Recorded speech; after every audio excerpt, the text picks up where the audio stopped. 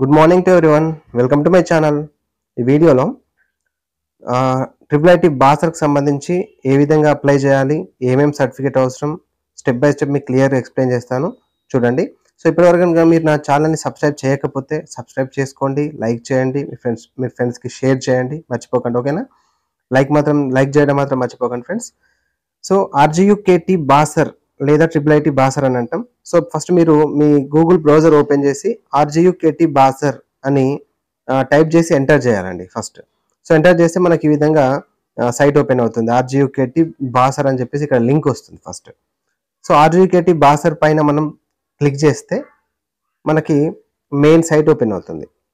ఇగో ఇది main site, Rajiv Gandhi University of Knowledge Technologies, ఇది main site అనమాట. సో ఇందులో కొంచెం కిందికి స్క్రోల్ అయితే మనకి ఇక్కడ అడ్మిషన్స్ అని ఒక టైటిల్ కనిపిస్తుంది చూడండి, అడ్మిషన్స్. ఈ అడ్మిషన్స్ కింద మనకి ఇక్కడ యూజీ అడ్మిషన్స్ 2025 to 26 అని ఉంది కదా, దానిపైన క్లిక్ చేయాలి. సో దానిపైన క్లిక్ చేయగానే ఈ విధంగా వస్తుంది చూడండి. ఇవి అడ్మిషన్స్ అని చెప్పేసి మనకి ఇక్కడ ఇవి రెండు లింక్స్ వస్తాయి. So first online application for general and global students. So general apply చేద్దామన్నా, గ్లోబల్ స్టూడెంట్స్ అప్లై చేద్దామన్నా అప్లై నౌ పైన క్లిక్ చేయాలి. లేదంటే సెకండ్ ఆప్షన్ చూడండి, online application for NRI students మాత్రం సెకండ్ లింక్ తోటి అప్లై చేసుకోవచ్చు. సో మనం ఇప్పుడు జనరల్ లోకల్ వాళ్ళం కాబట్టి మనం ఈ గ్లోబల్ దానిపైన ఫస్ట్ అప్లై నౌ పైన క్లిక్ చేస్తే మనకు సైట్ ఓపెన్ అవుతుంది, గ్లోబల్ అయినా జనరల్ వాళ్ళైనా. సో దీనిపైన అప్లై చేయాలి. చూడండి ఫస్ట్ ఇగో మనకి ఇక్కడ ఇగో దానిపైన క్లిక్ చేయగానే యూజీ అడ్మిషన్స్ 2025 to 26 అని వచ్చి లేటెస్ట్ అప్డేట్స్ అని కింద మనకి ఇక్కడ చూడండి important note for any technical queries payment failed contact అని చెప్పి మనకి ఇక్కడ నెంబర్ ఇచ్చారు. అంటే పేమెంట్ మీకు ఏమైనా ఫెయిల్ అయినా, మీరు అప్లై చేసేసరిగా ఏమైనా ప్రాబ్లం వచ్చినా ఈ నెంబర్కి కాంటాక్ట్ చేయండి, వాళ్ళు మీకు హెల్ప్ చేస్తారు.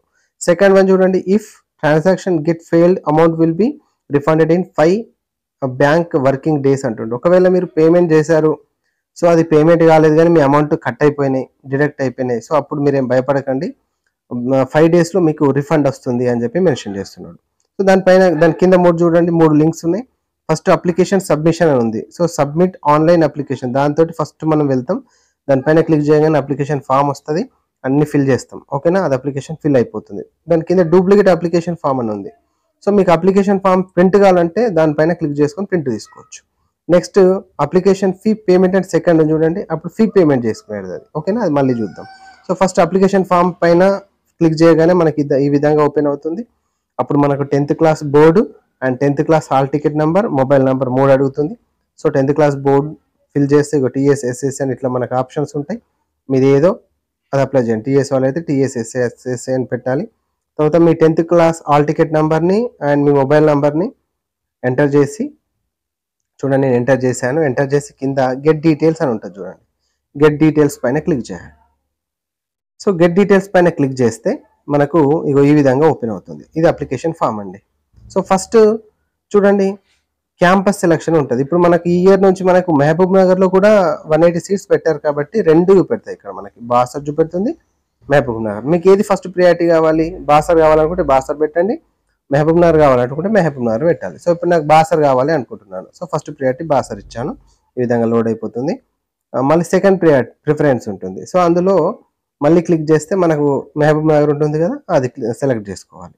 సో 2 ప్రిఫరెన్సెస్ ఇచ్చేసుకున్నాం. సో ఇచ్చుకున్న తర్వాత మనకి చూడండి బోర్డ్ డీటెయిల్స్ అని ఉంటుంది. సో ఈ బోర్డ్ డీటెయిల్స్లో 10th క్లాస్ బోర్డ్ అని ఉంది కదా ఫస్ట్ ఆప్షన్. సో దానిపైన క్లిక్ చేస్తే మళ్ళీ మనకి ఇవే ఆప్షన్స్ ఇస్తుంది, టీఎస్ఎస్ఎస్సి కాబట్టి అది మనం ఫిల్ చేసేసుకుంటాం. దాని తర్వాత 10th class previous year passed ఏ ఇయర్లో పాస్ అయ్యారు అంటే దాదాపు అందరు ఇప్పుడు 2025లో పాస్ అయిన వాళ్ళే ఉంటారు కాబట్టి 2025 అని పెట్టాలి. తర్వాత 10th పాస్డ్ ఇన్ ఉంటుంది చూడండి నెక్స్ట్. ఓకేనా?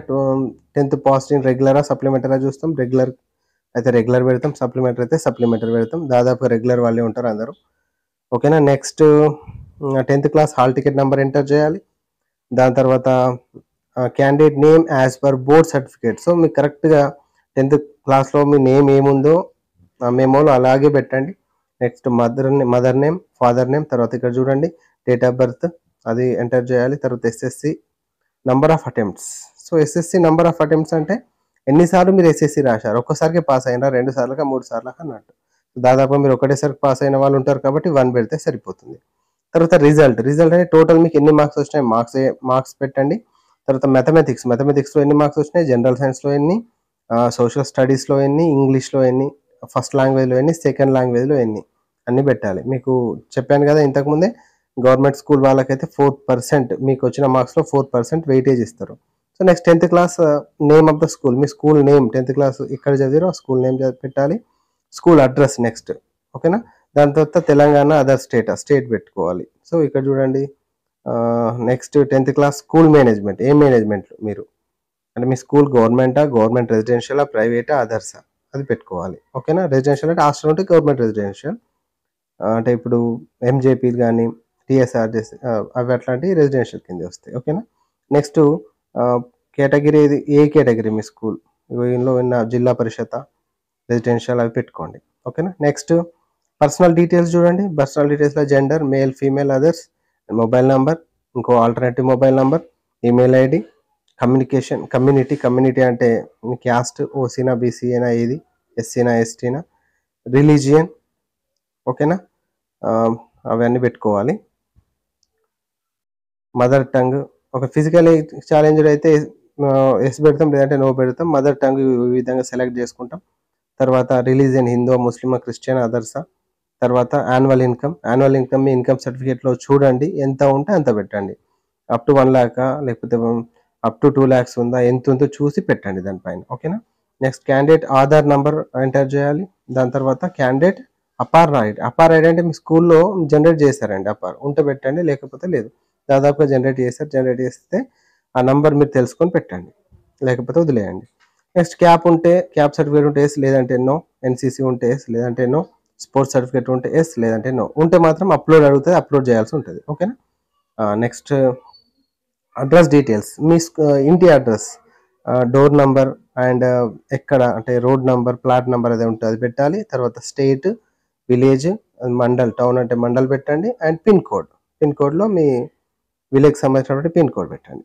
తర్వాత ప్రీవియస్ స్కూల్ డీటెయిల్స్, ఇవి ఇంపార్టెంట్ అండి. మీరు 3rd క్లాస్ నుంచి ఎక్కడెక్కడ చదివిండ్రో అవన్నీ డీటెయిల్స్ అడుగుతుంది. సో 3rd క్లాస్ ఎక్కడ, ఓకేనా. నెక్స్ట్ డిస్టిక్ ఎక్కడ, అట్లా మొత్తం 3rd, 4th, 5th నుంచి 10th వరకు ఏ స్కూల్లో చదివారో ఆ డీటెయిల్స్ అన్ని మీరు ఎంటర్ చేయాల్సి ఉంటుంది, అది మర్చిపోకండి. అంటే మీకు అన్ని బోనాఫైడ్స్ అన్ని అవసరం, అంటే ఎక్కడ నుంచి చదివారో ఆ డీటెయిల్స్ అన్ని మీకు అవసరం అన్నట్టు. Next area of reservation. So area of రిజర్వేషన్లో ఇక్కడ మనకి ఏరియా ఆఫ్ రిజర్వేషన్ అండ్ పేరెంట్స్ ప్లేస్ ఆఫ్ బర్త్ ఉంది. సో ఏరియా ఆఫ్ రిజర్వేషన్లో లోకల్ ఏరియా అంటే ఓయూ కింద వస్తే లోకల్ ఏరియా, అండ్ తెలంగాణ నుండి ఓయూ కింద రాకపోతే లోకల్ అన్రిజర్వ్డ్ అని పెడతాం, లేదంటే బయట వేరే స్టేట్ వాళ్ళైతే నాన్ లోకల్ అని పెడతాం. ఏంది అసలు ఈ తెలంగాణలో లోకల్ ఏరియా అన్రిజర్వ్డ్ అంటే ఏంది అంటే, నేను ఇక్కడ చూడండి పైన మీకు డీటెయిల్ తెలుసుకోవడానికి క్లిక్ హియర్ పైన క్లిక్ చేసి కూడా తీసుకోవచ్చు. లేదు అంటే గుర్తుపెట్టుకోండి, మీరు తెలంగాణలోనే మొత్తం చదివితే మీరు లోకల్ ఏరియా వాళ్ళు అవుతారు. లేదు మీరు తెలంగాణ వాళ్ళే కానీ బయట స్టేట్లో చదివారు, మీ నాన్న వాళ్ళు జాబ్ ఉండి ఇట్లా ఉంటే, ఓకేనా, అప్పుడు మీరు ఏమవుతారంటే అన్రిజర్వ్ అవుతారు. లోకల్ తెలంగాణ వాళ్ళే కానీ అన్రిజర్వ్ కింద పెట్టుకోవాల్సి ఉంటుంది, అది గుర్తుపెట్టుకోండి. నెక్స్ట్ ఇది global category seats, local area అని ఇక్కడ ఉంది కదా, దానిపైన క్లిక్ చేస్తే మీరు లోకలా, నాన్ లోకలా, అదర్ స్టేటా సెలెక్ట్ చేసుకోవాలి, ఓకేనా. చెప్పాను కదా, తెలంగాణలో అయితే లోకల్, తెలంగాణ వాళ్ళు అయ్యండి బయట స్టేట్లో చదివితే నాన్ లోకల్ అవుతారు. Next income, caste, EWS certificates ఉన్నాయి, ఖచ్చితంగా చూడండి. ఇక్కడ ఇన్కమ్ సర్టిఫికేట్ నంబర్ ఇలా ఎంటర్ చేసేయాలి. తర్వాత ఇన్కమ్ ఎంత ఉందో అది అమౌంట్ పెట్టాలి. కాబట్టి ఇన్కమ్ సర్టిఫికేట్ మీకు కంపల్సరీ కావాలి అన్నట్టు. ఇన్కమ్ కావాలి, క్యాస్ట్ కూడా కావాలి, గుర్తుపెట్టుకోండి. So amount to be paid టోటల్గా డిస్ప్లే అయిపోతే అన్ని ఫిల్ చేసిన తర్వాత మీరు సెలెక్ట్ కమ్యూనిటీ ఇవన్నీ వచ్చేస్తాయి. కాబట్టి మీ అమౌంట్ ఎంత మీకు తెలిసిపోతుంది, 450 500 అన్నీ తెలిసిపోతుంది, అది మీరు పేమెంట్ చేసుకోవాల్సి ఉంటుంది. సో దాని కింద మళ్ళీ అప్లోడ్ సర్టిఫికేట్స్, ఇవి ఇంపార్టెంట్ అండి. ఏమేమి అప్లోడ్ చేయాలి అంటే ఫస్ట్ మీ ఫోటో, మీ పాస్పోర్ట్ సైజ్ ఫోటో ఒకటి, దాని తర్వాత ఎస్ఎస్సి మెమో, సో ఇప్పుడు మీకు వచ్చింది కదా ప్రింట్ తీసుకున్నటువంటి మెమో అప్లోడ్ చేయాలి. తర్వాత బోనాఫైడ్ సర్టిఫికేట్, ఓకేనా, బోనాఫైడ్ పెట్టాలి. Upload study bonafide, okay. Next 4వది ఏంటి అంటే ఇన్కమ్ సర్టిఫికేట్, ఇన్కమ్, ఈ 4 ఖచ్చితంగా మీరు అప్లోడ్ చేయాలి డెఫినెట్గా. సో అప్లోడ్ చేసిన తర్వాత సేవ్ పైన క్లిక్ చేసి సబ్మిట్ పైన క్లిక్ చేయాలి. సబ్మిట్ అయిపోతుంది. సబ్మిట్ అయిన తర్వాత మీకు ఒకటి క్యాండిడేట్ ఐడి అని వస్తుంది, ఓకేనా. సో నేను ఫిల్ చేయలేదు కాబట్టి నేను సబ్మిట్ చేయలేకపోతున్నా. చేస్తే మీకు క్యాండిడేట్ ఐడి వస్తుంది, అది మీరు స్క్రీన్ షాట్ తీసుకోండి, ప్రింట్ కూడా తీసుకోవాలి. ఓకేనా. అప్పుడు బ్యాక్ వచ్చిన తర్వాత ఇక చూడండి, ఇక్కడ మీకు క్యాండిడేట్ అప్లికేషన్ అయిపోయింది కదా. నెక్స్ట్ అప్లికేషన్ ఫీ కట్టాలి. సో అప్లికేషన్ ఫీ కట్టాలంటే అప్లికేషన్ ఫీ పేమెంట్ అని ఉంది కదా, దానిపైన క్లిక్ చేయాల్సి ఉంటుంది అనమాట. సో ఇప్పుడు ఫీ కడితే ఆటోమేటిక్గా మన మొత్తం అయిపోయినట్టు, లేకపోతే ఇంకా మనది కంప్లీట్ కాదు, అప్లై చేసినట్టు కాదు, జస్ట్ మనం అప్లికేషన్ మాత్రమే ఇప్పుడు ఫిల్ చేసాం. ఓకేనా. ఇప్పుడు నేను అప్లికేషన్ ఫీ పేమెంట్ పైన క్లిక్ చేస్తే ఇక్కడ ఏం అడుగుతుంది, అప్లికేషన్ ఐడి అని. ఇప్పుడు ఇంతకుముందు అన్నాను కదా, అది అప్లై చేసిన తర్వాత అప్లికేషన్ ఐడి వస్తుందని ఐడిని ఎంటర్ చేసి షో డీటెయిల్స్ పైన క్లిక్ చేస్తే టోటల్ మన డీటెయిల్స్ అన్నీ వచ్చేస్తాయి. వచ్చిన తర్వాత మళ్ళీ మనకు అమౌంట్ ఏదైనా చూపెడుతుంది. అప్పుడు మన క్రెడిట్ కార్డ్ తోటైనా, డెబిట్ కార్డ్ తోటైనా, నెట్ బ్యాంకింగ్ తోటైనా మనం పేమెంట్ కట్టుకోవచ్చు. లేదంటే మీరు బయట అప్లై చేస్తే బయట వాళ్ళు ఏటీఎం తోటి కట్టి మీ దగ్గర అమౌంట్ తీసేసుకుంటారు. ఓకేనా. సో మళ్ళీ బ్యాక్ వచ్చిన తర్వాత మీకు ఇప్పుడు మీ అప్లికేషన్ కావాలి, మీరు ఇంట్లోనే ఫోన్లోనో ల్యాప్టాప్లో అప్లై చేశారు, ప్రింట్ తీసుకోవాలంటే కింద ఇక్కడ చూడండి డూప్లికేట్ అప్లికేషన్ ఫామ్ దానిపైన క్లిక్ చేస్తే మనకు అప్లికేషన్ని మనం ప్రింట్ తీసుకోవచ్చు. అదేవిధంగా ఇక్కడ ఫీ పేమెంట్ది కూడా అంతే ఉంది. చూడండి, డూప్లికేట్ పైన క్లిక్ చేస్తే ఈ విధంగా అడుగుతుంది. అప్లికేషన్ ఐడి ఇక్కడ ఎంటర్ చేసి గెట్ డీటెయిల్స్ పైన క్లిక్ చేస్తే టోటల్ మన అప్లికేషన్ డిస్ప్లే అవుతుంది, మనం ప్రింట్ తీసుకోవచ్చు. చూడండి, బ్యాక్ వెళ్ళాను. మళ్ళీ ఇప్పుడు పేమెంట్ రిసిప్ట్ కావాలి అనుకుంటున్నాను. పేమెంట్ రిసిప్ట్ కూడా ఇంపార్టెంట్ అండి, ప్రింట్ తీసి పెట్టుకోవాలి.